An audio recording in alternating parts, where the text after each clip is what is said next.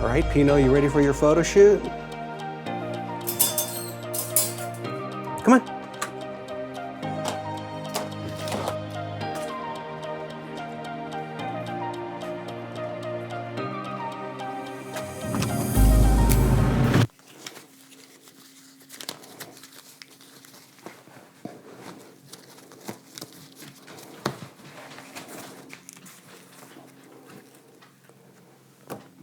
I was digging around in a drawer and I found these doggles.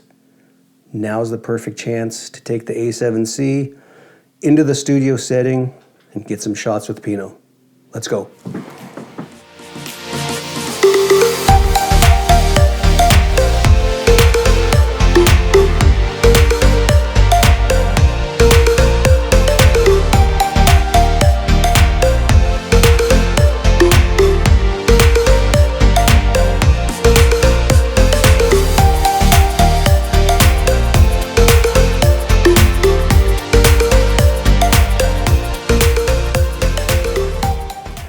And there's the studio, simple as you like. I always laugh when I say studio because for me that means black sheet hanging from the ceiling, trunk, and one light.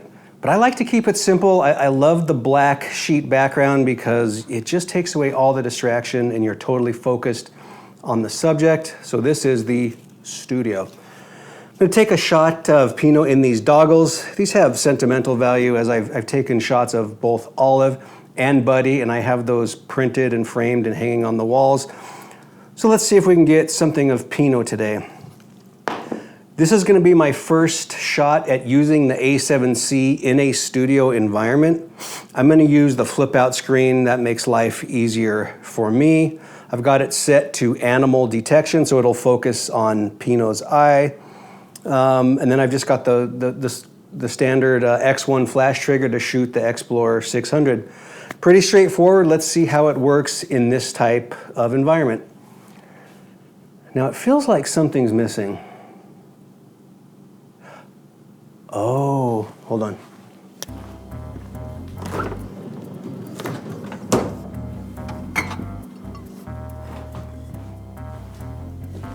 I forgot one of the most important tools. You didn't think I was going to shoot this without a beer, did you?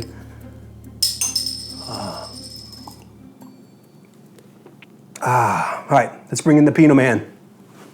All right, Pino, let's do your shoot. Come on, let's do your shoot. Come on, come on, come on. Good boy, good boy. Yeah, you stay there. I'm gonna try these ones. Not sure if he's gonna like the doggles. There we go. This will be funny. Here we go, good boy. Come on, here boy, good boy. There we go, good boy, good boy. Gosh, I can't remember how these things go on. Here we go, good. Oh, behind the ears. There we go, that's it, look at that. Okay, stay, Pino, stay. No, stay. Okay, here we go, stay. Pino, look, Pino, stay. Here we go, sit. Pino, sit. Good boy. Stay. Good boy, stay. Good boy, stay. Good boy. Pino, sit. Okay. Here. Sit. Here we go. You sit. Good boy. Stay. Look, hold on. Pino, look. Hold on. Stay.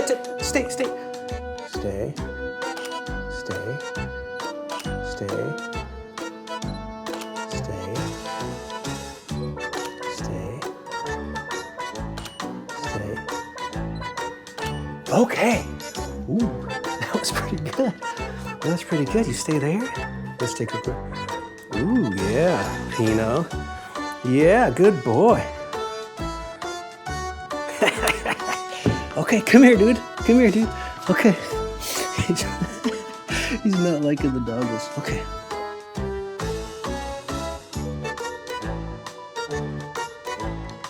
Stay. Look, Pino. Look. Good boy. Yeah. Good boy. Yeah. All right, Pino. Let's do a little post-mortem. Come on. Good boy. Oh my goodness. So Pino, was a great little model today. Oh, I'm gonna feed him treats. So this was great, I liked it. So I gotta figure this out. If you guys know, tell me. And I tried to show it when I was shooting is, when I'm looking through that EVF, that electrical viewfinder, oh, there goes the backdrop. It's showing me the actual exposure, which would be dark because I want to block out all this light that's coming into the room. So therefore I can't really see Pinot, or I can barely see Pinot on the screen because it's telling me what the exposure looks like. Of course, then the flash goes off and I get the shot, you know, that you see, and the shot looks great, except that is there a way to make the EVF look like an optical viewfinder so that I can just get Pinot in focus? Because like I said, he was very dark on the screen. This electrical just shows me the exposure, which in this case was f7.1 1200 at ISO 160 to block out all the light in the room and just have the flash. So it was hard to see Pinot. Maybe there's a way to fix that. So we'll keep trying, but just looking at the back of the screen, the shots look really nice. So I think we got some good stuff. He was not into the doggles, but I think we at least got a usable shot, and we'll work it from there. What do you say, Pinot? All right, good boy. All right, have a good week. All right, not so fast, just a minute here. Okay, I figured out what the problem was. I didn't have the trigger fully seated into the camera body, which is why I couldn't see the exposure on the back of the electronic viewfinder, or EVF.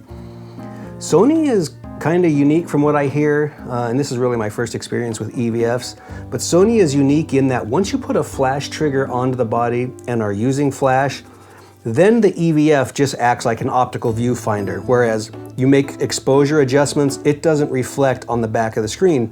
You pull the trigger off, now the exposure and what your actual shot will look like change. Put the flash back on, then it just becomes an optical viewfinder.